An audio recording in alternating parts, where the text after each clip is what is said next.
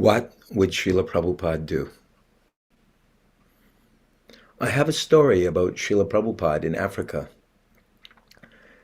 During the time Srila Prabhupada was in Kenya in 1972, there was an incident in the country bordering Kenya called Tanzania.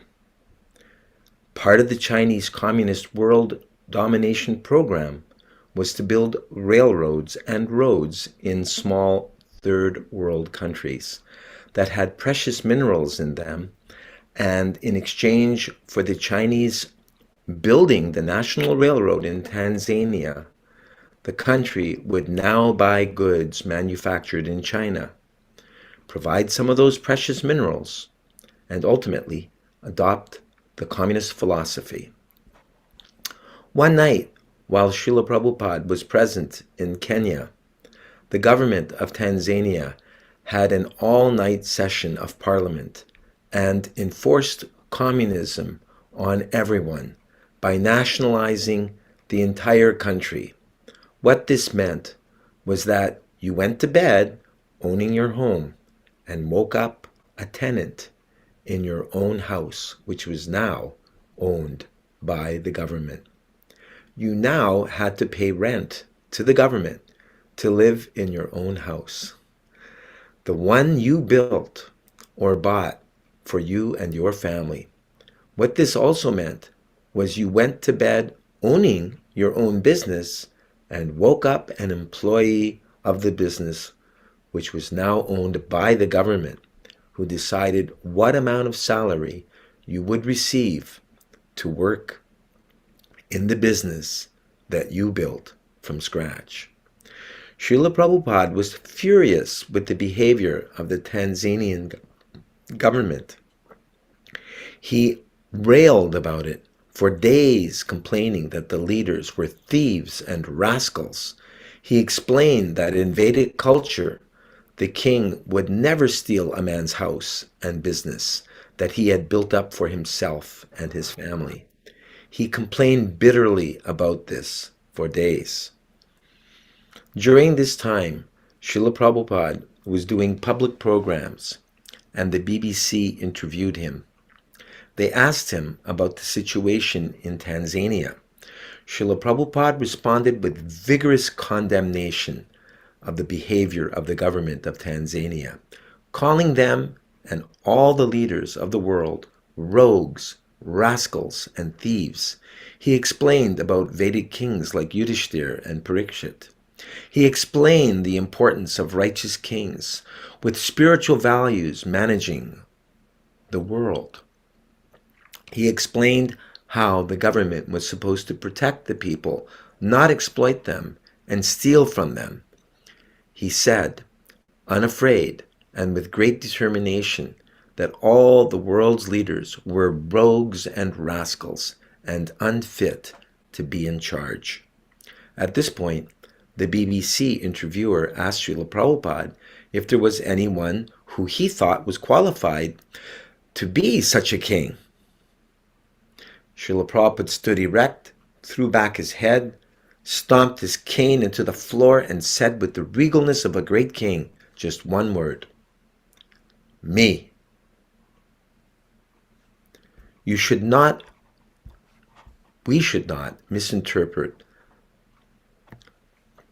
any post denigrating the truckers. The truckers support the greater rights and freedoms of the people of which we are a part. This is war right now. This is Kurukshetra. We need all the help we can get. The demons are trying to take control of the planet, and they have closed down Christian religious gatherings everywhere. Not just Christian, Muslim, Jewish, Hare Krishna. We should not ignore what is going on today. We should not think it's prajalpa. The rights and freedoms of people are being gradually eroded, and under these conditions, the Sankirtan movement and the temples will be severely restricted, as they are already being. Mahaprabhu did not remain passive when they tried to stop Sankirtan, and we should not either. We should be bold and aggressive to assert our rights to spread the holy name and open the doors to our temple and allow people to participate in the chanting and dancing. The chanting of the Hare Krishna mantra. Anyone who impedes this should be challenged. We should always fight for our rights to preach the mission of Mahaprabhu and Srila Prabhupada. The demons are trying to destroy the planet and control everyone with absurd political conceptions. Do not give in. Stand and fight, O Arjuna. Perform civil disobedience and demand your freedoms to worship and chant the holy names. If we do not, then it can be taken away from us, and we need all the help we can get to accomplish this. Therefore, I support the truckers, because the rights and freedoms they espouse for will also be given to us, the devotees.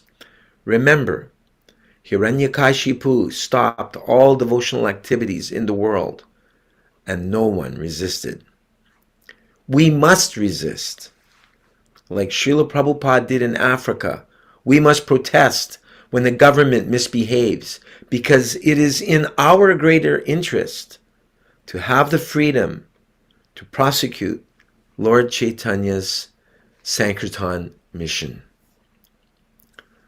So this little article was written by Bhaktivedanta Bhagavat Maharaj, my god brother, and I stand with him on every point that he has made. Please attend our broadcasts entitled The Global Scam and Krishna's Plan.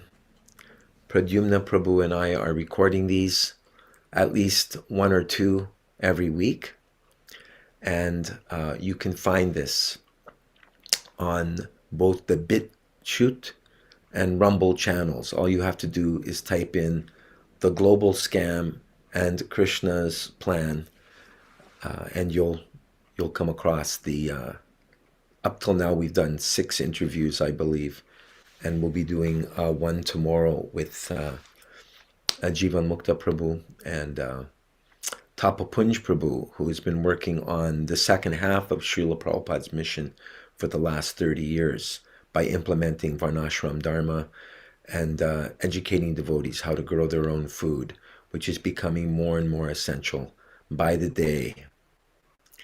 So, yes, thank you very much for listening to this.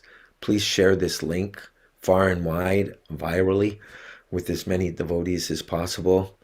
Do not become misguided by anybody who tells you that you should not go out on Harinam Sankirtan. We go out on book distribution, at rock concerts, at racing festivals, you name it. Wherever there's large numbers of people gathered, we distribute Prabhupada's books, we distribute the holy name, we distribute prasadam.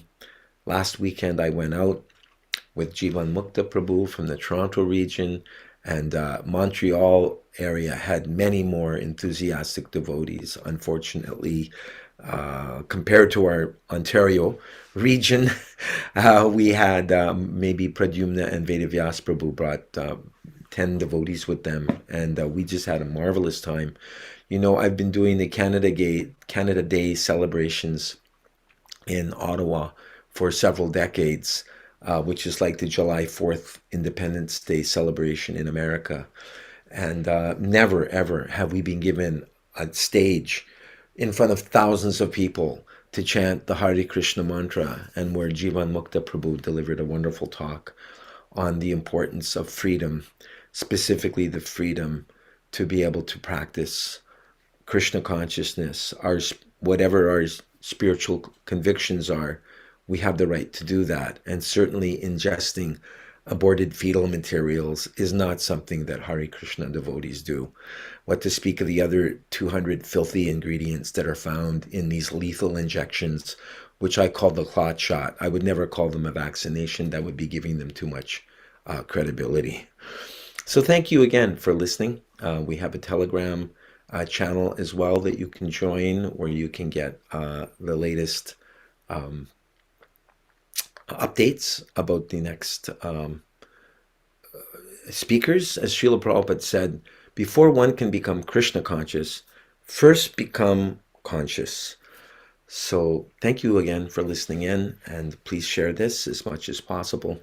And thank you very much for your encouragement and your support, which we're receiving more and more every day. Hare Krishna. Srila Prabhupada ki jai, Param Vijayate Shri Krishna Sankirtanam worldwide, Harinam Sankirtan ki jai. Hare Krishna.